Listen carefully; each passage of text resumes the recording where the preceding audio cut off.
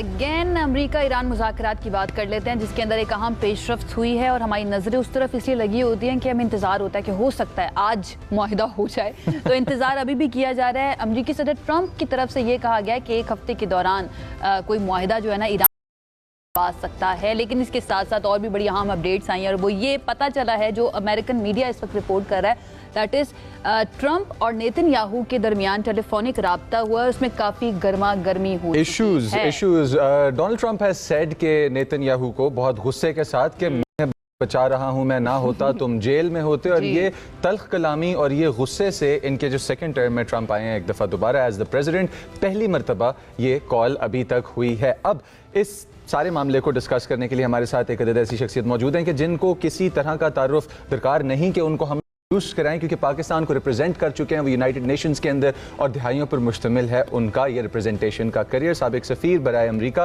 और अक़वाम मुत्तहिदा हमारे साथ मौजूद हैं सरदार मसूद अहमद खान साहब। अस्सलाम वालेकुम सर एंड गुड मॉर्निंग। ये गर्मा गर्मी जो ट्रंप और दरमियान हो रही है, बेरूत का मामला बीच में आ रहा है और ट्रंप उनको कह रहे हैं कि स्टॉल हो जाएगी ये टॉक्स और पीस के अंदर मैं तुम्हें फिर बचा नहीं पाऊंगा। हम कहां देख रहे हैं इस वक्त इस अलायंस को जो इजराइल और अमेरिका की चल रही थी? देखिए, ये तो साबित हो गया कि तल्ख कलामी हुई, लेकिन तल्ख कलामी की तशहीर क्यों हुई? क्योंकि ये उनकी एक प्राइवेट कॉन्वर्सेशन थी और एक्सियोस ने इसे जो है डाइवर्ज किया है, जिसका मतलब ये है कि इसमें वाइट हाउस की ईमा शामिल थी।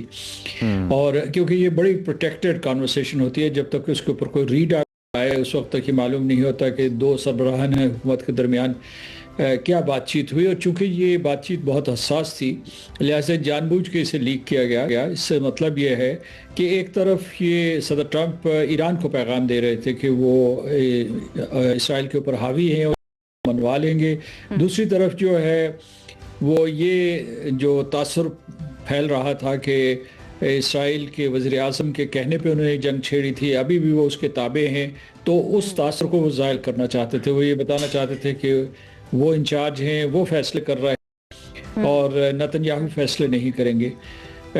ये तो हो गई जो मतलब इसकी जो ऑप्टिक्स हैं।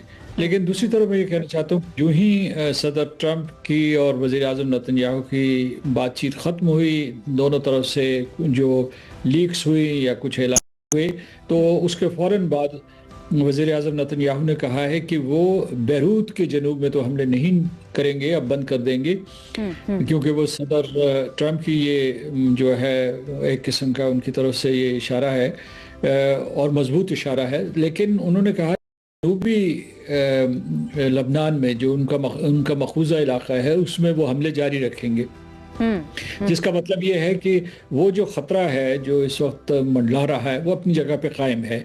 यानी अमेरिका और ईरान के दरमियान अगर कोई मुआहिदा हो भी जाए तो इसराइल उससे इस पोजीशन में है कि सबोताज करे, लेकिन वो किस हद तक इसराइल को काबू में रख सकेंगे ये आने वाला वक्त फैसला करेगा। मसूद साहब, व्हाट मेड इट हैपन? आपने बड़ी अच्छी बात, बड़ा राइटली पॉइंट आउट किया कि इसको सामने क्यों लाया गया मैसेज देने। क्या ये मैसेज सिर्फ ईरान के लिए है या फिर ट्रंप जो है उनको अपने घर के अंदर से भी, अमेरिका के अंदर से भी प्रेशर का सामना करना पड़ रहा है कि भाई इजराइल की वजह से हमें ये सब कुछ फेस करना पड़ रहा है, या उनकी पॉलिटिक्स बहुत मुतासिर हो रही है? क्योंकि ट्रंप ने फॉक्स न्यूज़ को एक इंटरव्यू दिया, उसके अंदर उन्होंने बात की है कि हमें वहाँ पर होना ही नहीं चाहिए।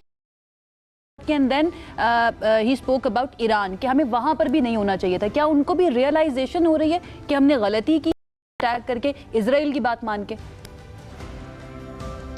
सदर ट्रंप एक कामयाब सियासतदान हैं और वो ये देखते रहते हैं कि पॉपुलैरिटी का ग्राफ किधर जा रहा है, और वो जंग के बाद बहुत तेज़ी से गिरा है। और उसके साथ साथ जो है अमेरिका में अफरात ज़र बढ़ा है, उसके अलावा जो है कीमतें बढ़ी हैं, मियार ज़िंदगी के ऊपर बराह रास्त इस जंग का असर पड़ा है, मुज़र असर पड़ा है। और दूसरी तरफ जो है मंडियाँ जो है उनमें उतार चढ़ाव रहा है। और जो कल जब ईरान की तरफ से पैगाम आया था कि वो पैगाम रसानी या ये जो सफारती अमल है इसको मुअत्तल करने वाले हैं, तो उसके बाद जो है तेल की कीमतें बहुत तेज़ी से आगे बढ़ना शुरू हो गई थी। तो उन्होंने कई फ्रंट्स को संभालना था। और दूसरे इस वक्त जो अगर आप देखें सदर ट्रंप के नाक़दीन जो हैं तो उनकी सबसे बड़ी तादाद अमेरिका में मौजूद है।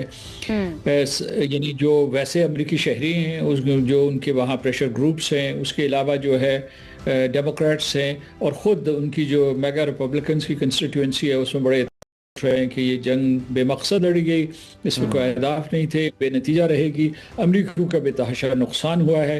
तो और दूसरे ये समझ रहे थे कि वो किसी तरीके से वज़ीर आज़म नेतन्याहू के फंदे में आए हुए हैं और इस वजह से ये सारे इक़दाम कर रहे हैं, इसकी वजह से वो पूरे के पूरे अमेरिका में गैर हरदिल अजीज़ हो रहे हैं। तो इस वजह से उन्होंने ये कदम उठाया है।